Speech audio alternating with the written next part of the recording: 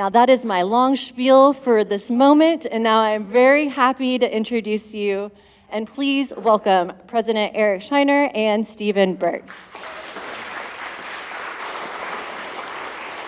Jen, thank you so much. Thank you. And that was great. And Jen also is part of the team who does the behind-the-scenes work, and we really appreciate all of you for what you do here so that we can make art and access to artists something that becomes a more regular part of, hopefully, life here in Brooklyn. So I'm very happy to welcome Stephen Burks here this evening. And I think we have to start with fashion this evening because you are sporting a very nice shirt. Tell us more. Oh wow! I wasn't gonna say anything about the T-shirt actually. Too bad. I was hoping it was just kind of seep out into the audience, and there'd be a long, growing collective need over the length of the conversation. Malika, my partner, and I are both wearing our Stephen Burks Shelter in Place limited edition T-shirt created with my buddy Peter Simonson at the White Briefs. So we printed 100 of these as a kind of special edition for our Stephen Burks Shelter in Place exhibition that just closed at the Philadelphia Museum of Art. So we're really happy to have these, and we've got them for sale in the back. So all right. Talk about that. And I'll be signing them and numbering them. So that is very, very cool. And it is a fantastic shirt. I love the Japanese doll on the back. What is this image on the front right chest? Yeah, the idea of making a T-shirt with my own work on it seems like really narcissistic, I guess. But it's such a joy to walk around with these objects as images, right? Because they kind of translate into energy somehow. You don't really know what they are or what they're doing, but they're pretty cool, I think. And so there's an assortment of things from the big image here, which is our broom thing, our kind of conceptual broom object from Berea College. Yeah, there it is. 26 brooms fused together to make this sort of ambient object that we call broom thing. And then there's a small image of the Babel lamp here, the key to swing down here, and on the back, the book cover and the prototype of the prototype of Spirit House from the Shelter in Place Commission. So anyway, it's just a T-shirt. It's really, really a great T-shirt. And you and I met last year for the first time. Yeah. And it was a really, I think, critically important point in your career in that you, of course, are known and celebrated as one of the great industrial designers of our age and of your generation, and your track record proves that. And yet you wanted to come here to Powerhouse to start to unpack and unlock the artist in you and to really start thinking more in terms of sculpture, large-scale artwork, new materials, and I want to hear a little bit about that journey from being labeled as one thing and starting to become something much more than that. Yeah. Well, I have to go all the way back to the pandemic to kind of begin to talk about this. I was having coffee with a good friend this morning, and he said that his reaction, or the general reaction to the pandemic these days, is get over it. It was a long time ago. But it was actually very recently, right, that the world was turned upside down. For Malika and I and my son living this kind of transgenerational family, it was a very generative time. We lost people like most of us. But we began to kind of explore all of the spaces where a typical design brief wouldn't, let's say. So like many of you, forced to live in close quarters, unable to mourn those that you lost collectively, dealing with grief, wondering about how we would all deal with spirituality in the contemporary home, thinking about issues of personal care. How would you find time to kind of just be alone and have private moments? thinking about the inundation of media. All of a sudden, we were all watching way too much television, some of us shopping way too much.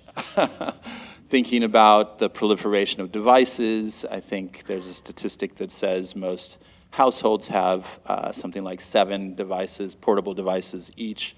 And so all of these became sort of conceptual underpinnings for the 5 commissioned radical design projects that became Stephen Burks Shelter in Place at the High Museum of Art. And so, that exhibition allowed us to, in that space, in that short space of time, we developed an exhibition, we developed a book, a 200-page catalog, we redid our identity and the website, and we recognized that we were going through this incredible transformation. We were becoming beginners again, right? And starting to ask ourselves, well, what is this all about, and why isn't design enough? And I think that the question of commercial design not being enough is really important, because there are issues that we're all coping with that we're not really designing for, right? Design ends up being something that is considered style or a form or a color. But for us, we're much more interested in the ideas behind the objects and how those ideas impact everyday life. So my son, unfortunately, lost both of his maternal grandparents in the first month of the pandemic. And he happens to be both African American and Filipino. And so in Southeast Asian traditions, for example, people mourn collectively and remember collectively through a small object that's built and placed outside of the house called the spirit house. And so, we wanted to kind of rethink that object for everyday use, for not only for us, but for all of us that were, having to deal with the inability to mourn collectively, the inability to kind of cope with, where do you place those feelings in your house that's probably overcrowded and overrun with all kinds of activities during that tough time. And so all of that really catapulted our practice into the space of museum exhibitions. Shelter in Place is the first exhibition that we had since the Studio Museum in 2011. And the catalog Stephen Burks Man-Made was our first book and my first exhibition here in New York, solo exhibition in New York, and the first time that the Studio Museum in Harlem had ever shown design. And so I knew back then that, okay, we must be on to something, right? If the Studio Museum is interested in what we're doing. And this question of is it design or is it art wasn't the point for Thelma in engaging our practice in that way. The point was, we're doing something that is connected to community. We're doing something that is connected to people. We're doing something that is speaking volumes and beyond like what commercial design would typically speak to. So because of Shelter in Place, we then went on to work with Volume Gallery in Chicago on Spirit Houses, the solo exhibition, and we went on to work with Friedman Benda here in New York. Yeah. And I love that you think about objects as almost talismans and vessels of memory that are connected to communities and to real people, but also to whole cultures. And you look at so many cultures in your work, from Filipino culture through to various cultures in Africa, through to Japan and many, many more, to really think about how different parts of the world, people in different parts of the world remember and interact with one another, how they revere the ancestors. And I loved that the title of the work that you did for Friedman Benda that was made here was titled not only Ancestors, but in parentheses, Guardians as well, because you really think about that aspect too of what ancestors do in our real lived lives. Are they guarding us and taking care of us? So how did that thinking really impact that sculpture that you ended up making for that show? Yeah, sculpture is kind of the goal nowadays, but I don't know if I would consider that sculpture yet. But before I studied design, I first wanted to be a priest. And I went to Catholic school, and I grew up in a pretty rough part of the south side of Chicago. And it was really through the Catholic Church that I first experienced a kind of designed environment, let's say. And so I was really drawn, I thought I was drawn to the religion and the structure of that religion, but I was really drawn to the structure of the design of the space. And then I discovered sculpture, and then I discovered architecture. And so all of these categories, just to say that, like, you know, they're all connected. And the basic premise of the studio is that everyone is capable of design. And so if we take that as a starting point, then obviously all of the issues that we're all coping with and all of the ideas that we have become valid, right? Become valid starting points for an exploration, a creative exploration, whether that's through design or through sculpture or architecture or even fashion, it doesn't matter, right?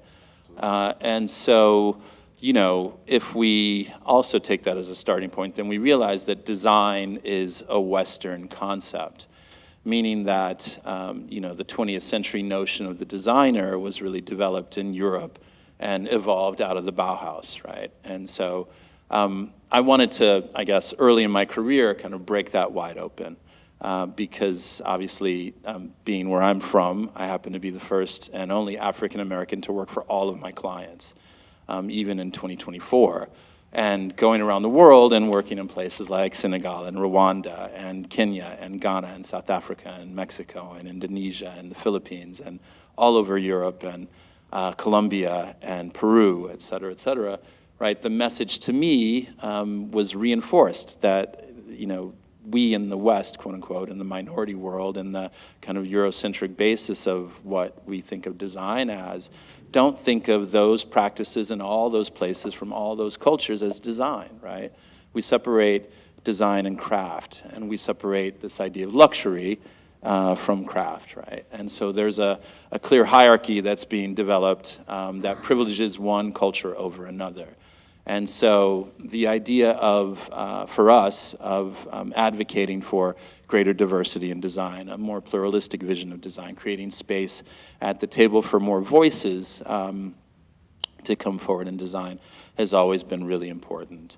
And that's sort of what's driving the practice now. But I don't even know if I answered your question. Yeah, you did. And I'm glad that you brought that up because it's something that we're trying to do here at Powerhouse as well, is to really not only blur, but to erase the boundaries between what hitherto has been categorized as design or craft or art. We're here focused on the materials. And going up every day to our ceramic studio, for example, and you spent ample amounts of time there, and we'll talk about that later, but to see all of the various outcomes that our members and our clients are making up there, you don't really start, I don't, and I hope many people don't start to automatically categorize it as one thing over another, but it's clay. It's this material that has so many possible outcomes, and I think that is something we need to do more of. Yeah, clay is a very interesting material in that it becomes this kind of fulcrum between art and design, right? It's historically speaking, it's, you know, falling into craft. And then I guess, I mean, we can look back to early movements, right, in the early 20th century and then the mid-century where, you know, these kind of craft-related practices become artistic practices and become heralded, et cetera. And there's a kind of cycle there that continues. And in the past 20 years, we've seen an explosion of interest in ceramics. Us too, somehow. And it's really, you know, coincidental that we ended up here and that we ended up working here in ceramics. But it's not that we want to become ceramicists. But we're interested in how that material is very grounding and is very primary and is very expressive in the way that we can build into clay so many different ideas and so much meaning. And that meaning can then be in combination with other materials to kind of express larger ideas. So the ancestors also grew out of shelter in place. You know, marching for Black Lives Matter in 2020 after George Floyd, we had to stop and ask ourselves, what is this based on, and how is this happening again and again and again? And I had to reflect on the privilege that I've had to kind of be standing on the shoulders of giants to be able to do the work that I've been able to do, right? And thinking about the civil rights movement and people like my cousin Andrew Young, who's in the book as well, who led that work for a generation, let's say, right? And so Ancestors for me is not only about remembering those people, but then also going further back to the suffering of African Americans being stripped from their homeland, being separated from their families, et cetera, and remembering that there was a kind of inner strength that we have to carry forward with us, that we believe that our ancestors are always with us. And if they are, then how do we honor them, and how do we embody them, right? And so it was great being here at Powerhouse and being able to kind of play with clay and begin to kind of work on something where I wasn't able to look at it and immediately see a product. And I remember the gallery saying, hey, we love the fact that, and this is, when I say the gallery, this is Glenn Adamson, who's a really great friend and curator, and probably the foremost expert in craft here in America, and Mark Benda, saying, we love it when you don't know what you're making, when you're surprised by what you're making, when the ideas just become material and that material becomes a thing, and that thing embodies much more than, let's say a traditional product could. So Ancestor Guardian, which you probably have seen going by on the screen there, was both a partition, a kind of divider, and a threshold, right? A kind of portal between the physical world that we exist in here and the kind of metaphysical world, or the beyond, the other world, where those ancestors live. And so we wanted to make an object that could kind of define both aspects of that space. And so there are over 160. So this is part of it. Yeah, there's over 160 of these kind of triangular openings that were cut out of two planes of Corten steel that allowed light to kind of pass through, and also created a kind of thicker in-between space that allowed for the support of sacred or precious objects. And then there's, there are doors, and there's a kind of shelf in it. I mean, it's functional, but at the same time, it also feels the presence of it feels very important. And the way that I believe that all of us can define sacred space and define the objects that are meaningful to us in that way are expressed here in the object. And it was so fun. I popped up pretty often when you were upstairs working, and it was just so great to see you experimenting first with clay in general, and then start to play with glazes, and then start to develop the shapes from those, and arrive at these triangular tiles, but you also were making really beautiful curved tiles as well. And I saw on Instagram that you were just in Arkansas making a much bigger version that looks as though it's about 3 or 4 feet tall. So what were you up to in Arkansas? What was that all about? Yeah, I mean, I guess what's so exciting for us as designers is that all of a sudden we've got access to things that only artists had access to, right? This idea of the residency and the fellowship, and designers are typically just asked to give form to something, right? In German, or in Dutch, I think it's form giving, right? And so,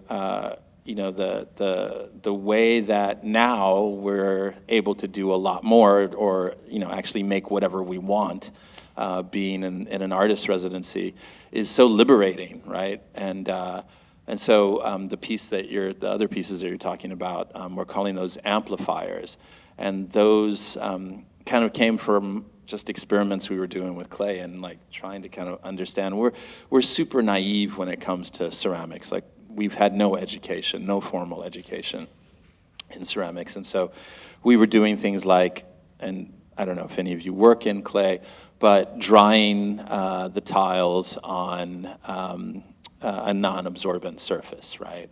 a plastic laminated surface, which trap the moisture and force the tiles to kind of curl up and deform in different ways. And so, I mean, we wasted a lot of clay, And we're grateful now not being in a kind of membership studio and being in a kind of university setting where the clay is free. So now we can waste a lot more clay, and the large amplifier. So really, it's a kind of arc cut out of clay that we then folded with our hands to make a very simple primary form, which happened to have acoustic properties, and in some way was building upon another concept we were working on for our Spirit Houses exhibition called altar, and so the idea that, you know, when you whisper into this form, you hear your voice reflected back, and it's kind of reminding you of your own presence and your own awareness. But then, on the other hand, we thought it can also amplify or focus attention. And so we're thinking about this little arced form, I don't know if you've seen it there, at both the furniture scale, the tabletop scale, and the furniture scale, and you know, the kind of micro-architectural scale. And so we started with smaller ones, and then we've built one that's about 19 inches tall, which we love. And more recently, we haven't seen it fired yet, it just went into the kiln today, one that is about 44 inches tall. And the idea there is that, you know, you could place it behind you if you were sitting in a lounge chair or something, and it just kind of defines a very special space for you. So not like a full height partition or anything, but something that creates, you know, your place, as it were, right? And also, we're hearing hints again of a return to those early memories of the Catholic Church, the idea of whispering, the ideas of maybe confessing, the ideas of the altar and the apps. I mean, I'm trying to be very transparent. Yeah. I don't know if I have so much to confess. Well, but we want to put that stuff into the work. We want to put it into the work, and I think that, you know, now that I think those of us that are conscious are probably moving away from organized religion in a sense, and religious practices that may feel limiting in their structure, and seeking out religious practices that are more personal and based in ideas that are maybe more open. Malika and I try to be, how can I say, convenient Buddhists, which means we forget to meditate all the time, but occasionally, you know, we draw on that sense of mindfulness to quiet ourselves and get more focused, and I think that's the kind of general feeling that's going around the world, like we're entering a more spiritual time.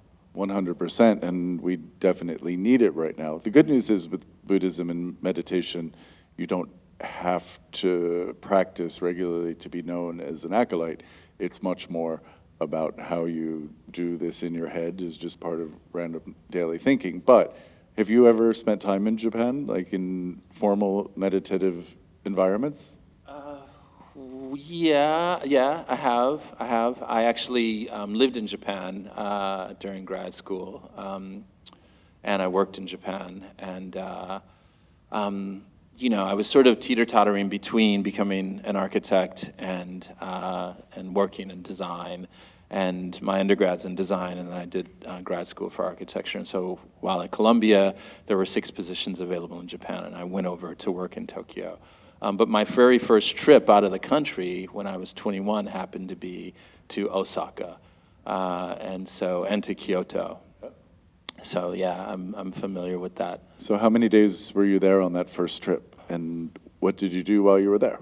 I just remember and this is going to sound really mushy, but my tears mixing with the rain. You know, it was like It's very romantic. It was a very romantic experience. Did you write a haiku about that? I should have, but I didn't.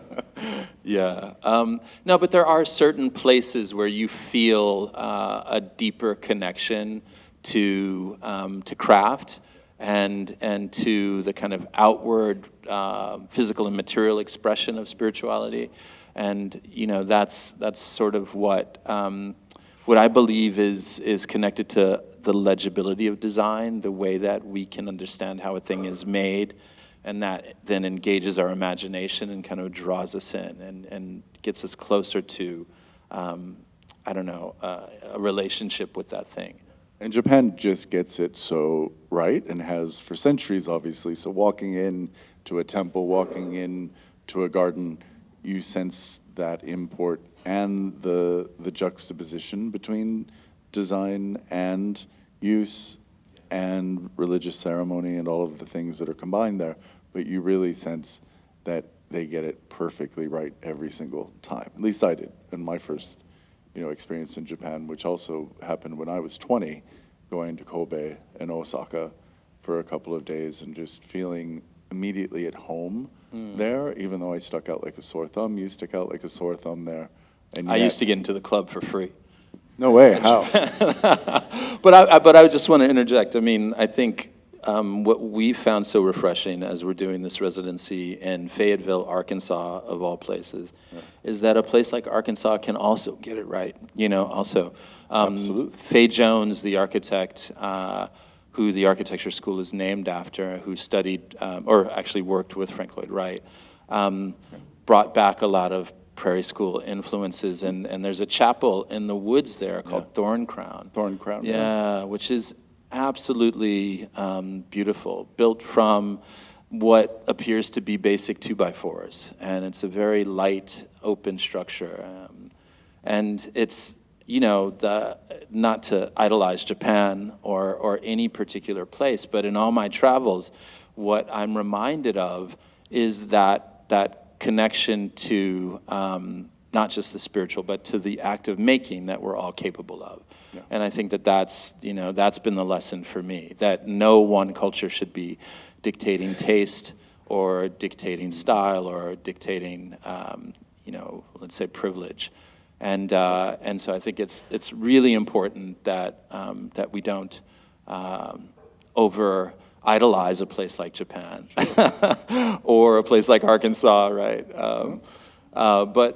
But think about the way that we can all be more connected to the act of making, and that's what I love about Powerhouse, right? Yeah. This idea of the workshops being accessible to everyone, and I think it's a pretty noble concept for today's New York, if you know what I mean. It's given where we are and what's happening around us.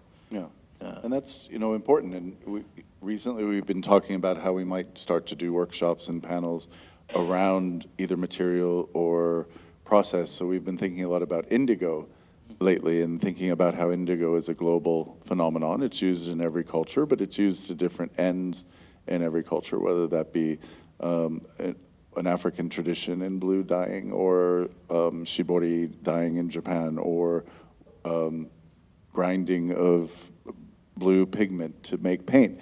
So we're really starting to think about how we might build conversations around color, around material, and look at it from a variety of different perspectives, just to, again, really focus on the material that we're promoting here. Yeah. I mean, you probably see a lot of weaving in my work. And a friend of mine once told me that my work is about line, and there's this kind of repeating theme of line throughout the work. And I guess another lesson that I came to understand in all my travels is that, there are those literally common threads, right, throughout all cultures. All cultures have weaving, all cultures have basketry, all cultures have a ceramics tradition. And so those are kind of like, fundamentals. And, there's use of the word primitive, which speaks to those places that I like to think of it as more primary, as more elemental, as starting points for design. And so I'm drawing from those cultures and that inspiration, and we literally say bringing the hand to industry as a means of kind of expressing how things are made. So that very simple legibility is what's common. And I love the idea that you've got ceramics and now you've got textiles up and running. And what about a basketry floor? We have not yet talked about basketry, but never say never. And that's the other beautiful thing about this place. We want it to change with time and to be organic and alive and to really respond to the needs of artists, like where you as artists are now. In your practice, in your process, where society is heading, what society is interested in, and we know that that shifts and morphs all the time. So we just want to always be flexible here. Even though we are in a very solid concrete bunker of a building, we want it to be as amorphous as possible so that we are able to adjust to what artists really want to be talking about, what they want to be making. So never say never. Certainly if somebody wanted to come in and start doing basketry, we would make that work by all means. Yeah. Yeah, that'd be awesome. I mean, I guess I'm wondering what everyone else is thinking. Yeah, we can certainly get some questions. We're at our 45-minute mark for the talk, but why don't we open it up to some questions and see what folks want to ask you?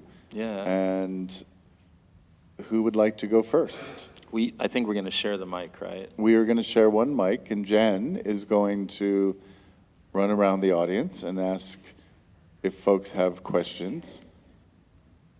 I want to ask you while she's doing that. You just got back from Italy, and you were in Milan for Design Week, and you went over to Venice to see the Biennale. Oh, sorry. I was going to hand him No worries. mine. What was the best thing you saw in Milan during Design Week, and what was the best thing you saw in Venice at the Biennale? Yeah, so he's referring to the Salone del Mobile, the Milan Furniture Fair, which is the kind of mecca of furniture design and is a place where even a coffee table is celebrated with Prosecco and parties, et cetera. It's a really strange phenomenon, but one that is so exciting and so much fun. It was a super busy week. You know, I didn't see so much, I have to say, because I was running from meeting to meeting and the fair and the events in town, et cetera. We launched my Kita lounge chair, as she mentioned earlier, which is a line extension of the swing. And so we have the swing, we have the dining chair, we have the lounge chair now, and the ottoman, and the New York Times featured it, which was really exciting. And you know what? I don't know if anybody's here from the Times, but I'm gonna tell you a little funny story. So the Tea magazine party is like the party to get into, right, in Milan, and it happens on the first night of the fair. And it just so happens that the PR company changed hands since last year, and so somehow they must have forgotten to send me my invitation. But just because I was featured in the Times that day, I showed up at the door, and all my friends are there. Everybody's getting in. And a lot of people are getting rope burn, you know. And I'm like, look, I think I should be on your list. And yeah, it worked, which is pretty cool. It's pretty cool. But things that I saw, I mean, I think there are a lot of people playing at the profession of design. And, you know, I know I just said everyone's capable of design, but I don't know if everybody should do design. You know? I don't know if everybody should be a designer, you know what I mean? But it seems to be like entertainment for some people, you know? And so there is a huge swath of all of these, like, they say that something like 500,000 people descend on Milan during that week. And there are, I don't know how many thousand events that week. But a lot of what I saw it was difficult to take it seriously. You know, there's this kind of Fred Flintstone thing going on, which is like, talk about primary or primitive. There's this kind of formal space that, certain designers are occupying, which seems very, how can I find the right word, selfish, in a sense, because it's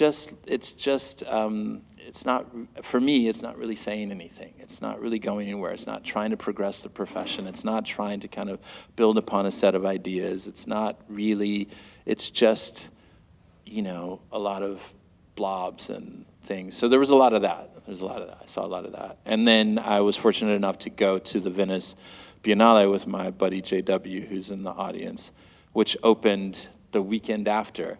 And everyone in Milan was complaining about this because of the schedule overlapping, and if you're in Milan, you can't make it to the VIP on Wednesday or Thursday, and all these events are happening earlier and earlier, and there's this crazy overlap. And I thought it was perfect because you could spend a week in Milan at the fair and then go to Venice for the weekend, right? So who could argue with that?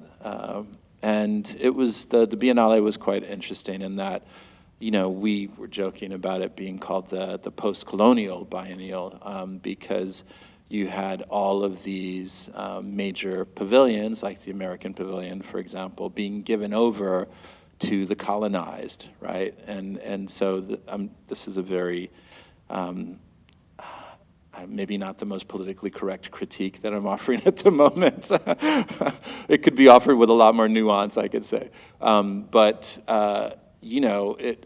We were seeing repeatedly these Western pavilions being given over to former colonies, and I thought, on the one hand, this is fantastic because this is what we've all been working towards, right? Like, here it is laid out for you. I mean, not unlike Leslie Loco's Architecture Biennale last year, the Laboratory of the Future, where she was positing why not Africa. And so, in this Biennale, we were seeing Nigeria for the first time. I'm not sure if Ethiopia was there for the first time, but that was great. There were some really wonderful pavilions that were very true to their cultural heritage and not at all standing in the gaze of, European canon. I thought that was quite powerful.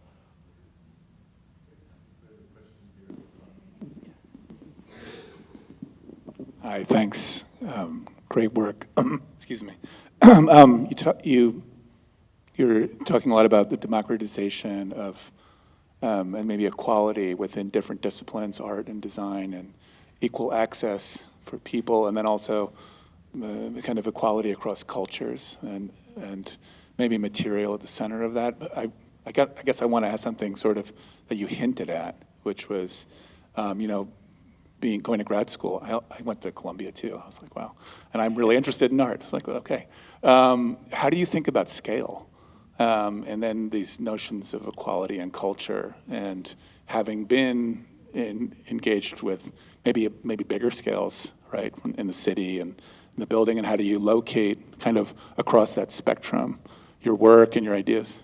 You mean literal scale as in size, right? Or rather than production scale? Yeah, scale in terms of size. Yeah. How does it relate to maybe the architectural and even the urban? Yeah. I don't know. I think for me, it starts with the scale of the body. I've always been more interested in the scale of the hand and the body than the scale of the building and the landscape. I think buildings should be designed from the inside out, right? Because this is how we experience them. And they tend to be envelopes that are just containers for activities. And I think there could be a lot more dialogue between craft and architecture and the amount of attention that I think we could give to architecture that then could inform the attention that we give to cities, right? My partner studied urban planning, and so she and I cross over at that kind of social level, right? Where I'm thinking about design and community-driven projects in design that have kind of the potential for economic transformation, and she's thinking about the ways that then impacts the city, or the way that the city can be designed to support those kinds of activities. I don't know. I mean, I guess ultimately we're headed toward that urban scale. I'd love to do work in the public sphere, larger work in the public sphere. Yeah, so whenever Powerhouse is ready to commission a sculpture or something, I'm down, Yeah. Yeah, great talk, Mr. Burke. Has learned a lot from the talk.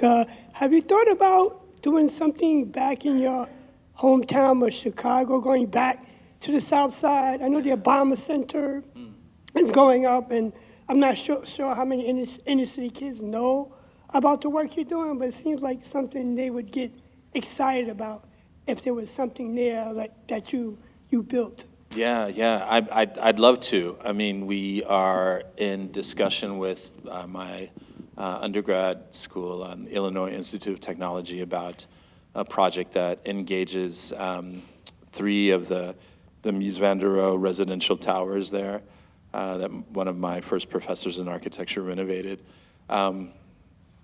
which, believe it or not, is a kind of community space that the students have asked to become a kind of contemplative space.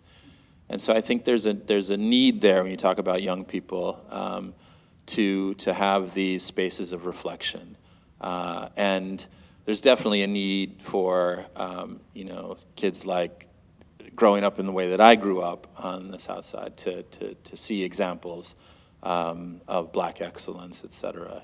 So. I mean, I defer to my buddy Theaster Gates.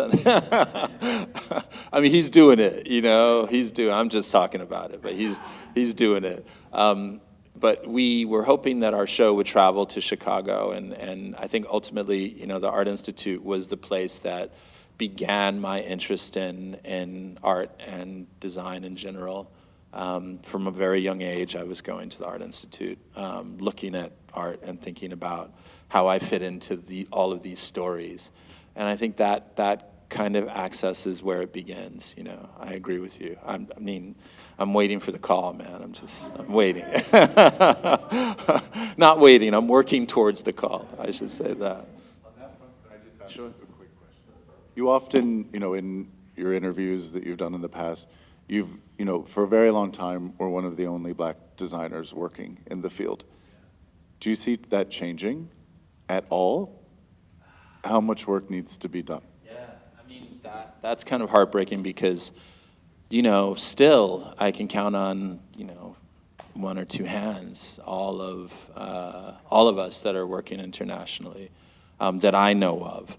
And, I know that there are a lot of young people beginning to come out of places like Nigeria, and a lot of young people in the UK, and a lot of, unfortunately, not as many here in the States. I heard a statistic that architectural enrollment is dropping.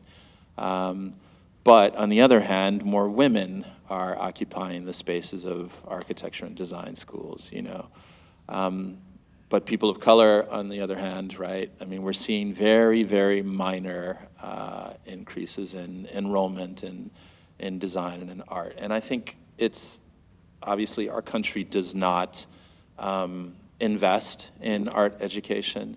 And I think that's really where it has to start. I mean, I think art is fundamental. Yes, thank you. I mean, it's really, what is it, right? It's a kind of physical poetry. And the way that words matter, the things around us matter, the environments we grow up in matter, and the ways that we express ourselves through all of that really matters to people. So I wish I could say that things were improving. But there's some bright sparks, and unfortunately there's always that kind of exceptional one that people applaud, and there's really no one else. But we're trying to kind of, the project is about opening those doors and allowing, obviously, a lot more people from all over the world to participate if we can.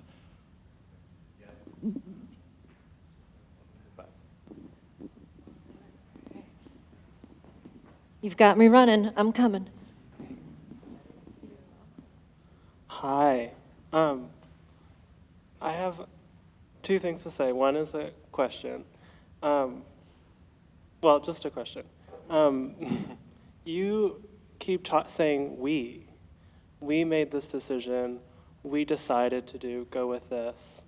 And I'm curious about your collaborators and who you bring in and what you learn from different people and different traditions.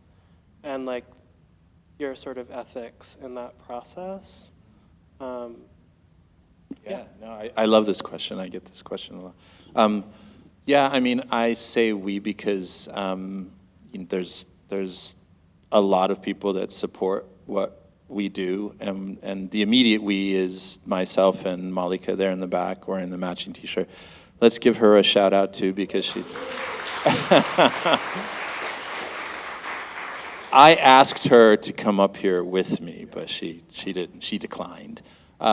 Anyway, yeah, I mean, who we surround ourselves with. It took me a lot of years. I think I started in 2005 with the first project as a product development consultant to aid to artisans in South Africa, where during the space of 1 week, I was asked to work with, maybe 10 different artisan groups, and alternating hours and times, et cetera, and really having to have an immediate connection and communicate what I could offer in collaboration with what they could offer towards making a product.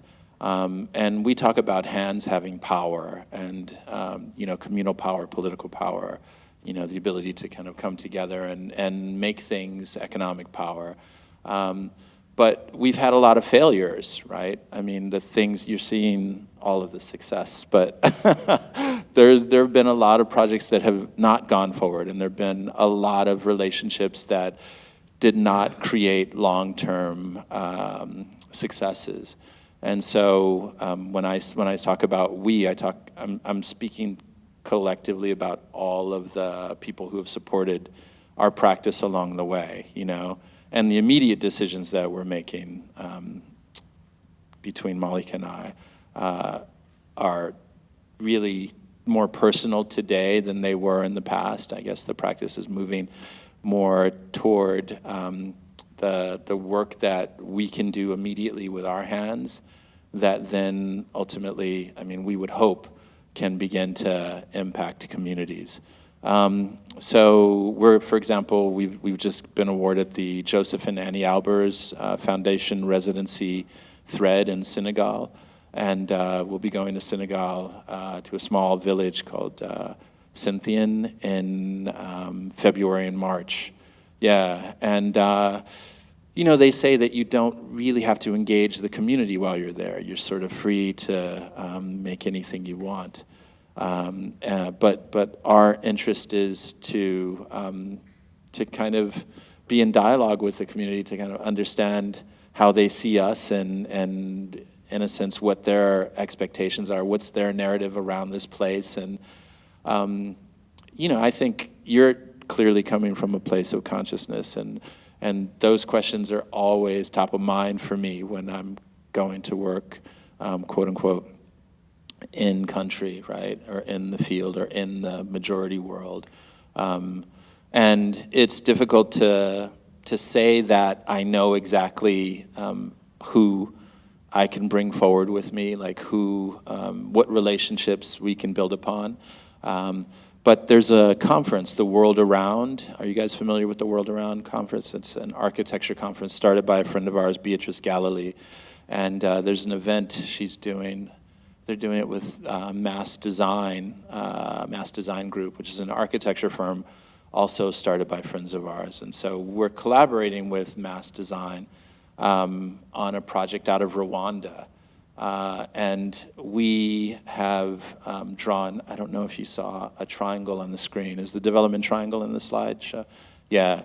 So that is a kind of economic model that I made for Aid to Artisans back in 2006, 2007. And because, like you, I was wondering what happens with all the time and energy I'm trying to kind of invest in these people.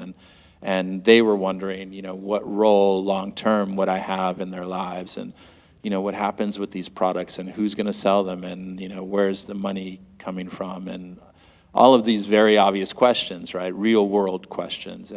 And so nonprofits typically don't have kind of long-term funding for development projects in country where they engage a designer like myself. So the development triangle for us was about trying to kind of imagine a long-term or a longer-term strategy where a distributor becomes the head of that triangle. And so nonprofits aren't really thinking about, how they're going to make money in the long term. But as a designer and as an entrepreneur, the product has the ability to drive funds back to, right, the artisans. One example I can give you, this is a very long-winded answer, but one example I can give you is a guy named Willard Masawara in South Africa, in Cape Town, and a collection that I designed for him back in 2005, which he started to put into production on his own in 2006, and was part of a program called Design with Consciousness from a small company in LA called Art Technica. Maybe some of you have heard of that. So it was really exciting to be part of that project with myself, Helle Jongerius, Tord Buncha, the Campana brothers. And so that project as a distributed product failed, right? They ultimately couldn't sell enough of the things that people had designed, and I think our technique is still around, but the Design with Conscience program is not. However, Willard in South Africa, 20 years later, is still selling those products. And I'm really proud of that he's found a way to kind of make a living around what we happen to design together. So you're like the voice of every man because you're like silhouetted. I can't see you. You're speaking from the shadows. It's incredible. It's kind of anyway. I hope I managed to answer some of your question. Great. We do have time for only one more. So who's got the best question to end it? All right, way in the back. You are the winner. Yeah, I'm floating around. Feel free to come up. I'm curious if you could talk a little bit about how failures have actually changed the way that you've dealt with things, how you've responded to those failures, but more important, how important they are for designing your future, for figuring out where you're going to go. Yeah, Malik and I like to say we've been emerging for 20 years. We're still emerging designers, right? When I was younger and as an entrepreneur, I thought, okay, how's this design thing gonna work for me? I thought I had to kind of put my own product out into the world. And so the first idea was, let's make a Stephen Burks brand, even before I was man-made. And the name comes from the Studio Museum exhibition, so I have to thank Thelma Golden for Stephen Burks Man-Made. But we thought we'd make a product, and we started with trying to produce some things in South Africa where we had been several times, and I don't know, I made the first kind of eco-conscious collection for Capellini back in 2007, and we made a silicone mosaic glass tile bowl. Imagine glass encased in silicone. So little tiles of glass encased in silicone. And maybe it was there on the screen. But anyway, it's this kind of bowl that wobbles but has structure, and I thought it was pretty cool. Anyway, we sold it to Capellini. We made the bowl in South Africa we bought the bowl, sorry. We believe in trade, not aid, right? Which means the artisans we're working with we make a purchase from them. And so we bought the bowl from an artisan for $50. Even though we designed it, they had the right to make as many as they wanted and sell them however they wanted, right? And we were just one outlet for that. So the minimum wage in South Africa, I'm speaking more to the mystery man again. The minimum wage in South Africa at the time was $11 a day. And so we were paying $50 a bowl, and they could make, I don't know, maybe 4 or 5 bowls in a day. So it was well over minimum wage. So we felt pretty good about that, right? And then we were selling that same bowl to Capellini for $150. So, 3 times markup, that's normal. Don't, don't hate the player, hate the game. But Cappellini was taking that same bowl and selling it for, guess how much? I love this story. I love it to death. $900. 6-time markup, $900. So what do you do with that, right? Like, how can this, I thought it was cool, but not even I would pay $900 for this bowl. So nobody bought the bowl, and the project failed. And I realized, okay, it's not so easy, right, to get your own product out, to be the middleman and distribute your own product. Not to mention quality control and all these other issues. And so that failure forced me to think about who are the people that are doing it right already, right? We were in conversation with the Institute of Design recently at IIT, and this idea of allies came up, right? That designers today not only are collaborators or should be collaborators, not only should be kind of conduits through which ideas flow, but they should be seeking out allies, right? And so design doesn't happen in a vacuum. It doesn't happen with one person in their garret, like making a sketch and signing it and, boom, there's a product. There's tons of people behind the scenes. There's engineers, there's manufacturing, there's distribution, there's press and marketing, and all of that stuff leads to the product getting out into the world. And so the idea of allies becomes very important. So I wonder to myself, well, who's already doing it well? And how do we align ourselves with them? And how do we kind of play a role in the system that's already working rather than trying to kind of own the system myself? Maybe that came from a lack of resources, right? Poor kid from the south side of Chicago, no funds to kind of, definitely not mommy and daddy's money to help me do anything, right? So we couldn't really afford to make our own products. So we began working with Dadon, which to this day, more than 10 years later, is our #1 client, and employs something like 1,500 weavers in peak season and makes 300 pieces of furniture a day by hand, impeccably well.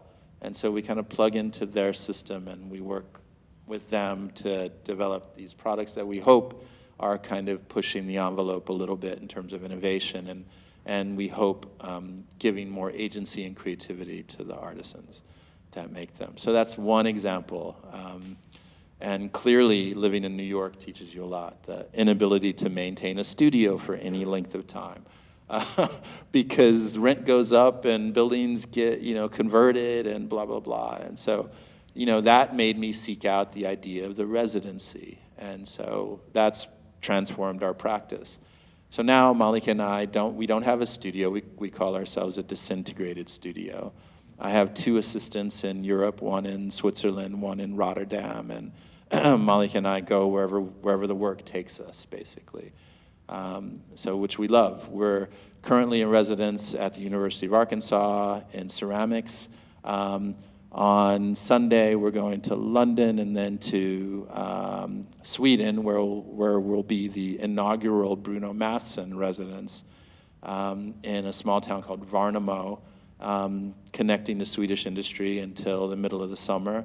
And then we're back in Arkansas finishing that body of work. More ancestors are coming. And then we have we have the Archie Bray. You're familiar with Archie Bray? Yeah, it's a very prestigious ceramics residency in Helena, Montana, of all places. We're going there. And then we're going to Senegal. And so it's like, I'm just looking for more freedom. And the failures have led me on a path which, is resulting in more freedom and more creative expression, which I love. So, the traveling studio, yeah. Thank you, yeah. Thank you very much, everybody. Great.